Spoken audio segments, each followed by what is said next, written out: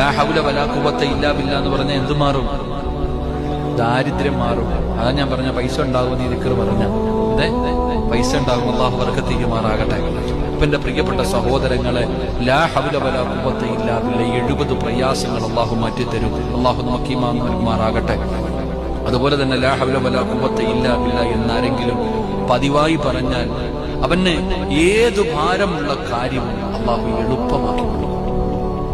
മഹാനായ മഹാനവറുകൾ പറയുന്നു, മഹാനായ ശൈഖുൽ ഇസ്ലാം മഹാൻ ഇബ്നു ഖയ്യിം തങ്ങൾ പറയാണ്, ആരെങ്കിലും ഒരു മനുഷ്യൻ ലാ ഹൗല വലാ ഖുവത ഇല്ലാ ബില്ലാ എന്ന് പറഞ്ഞാൽ ഏത് ഭാരമുള്ള കാര്യം, നീ വലിയ പ്രയാസമെന്ന് പറയുന്ന കാര്യം, നീ വലിയ പ്രയാസമാണ് എന്ന് കരുതുന്ന ഏത് കാര്യവും അള്ളാഹു അത് നിനക്ക് എളുപ്പമാക്കി തരും. 2, എല്ലാവിധ ഭീതിയും അവൻ എല്ലാം നിന്റെ ഭയം അള്ളാഹു മാറ്റി തരും.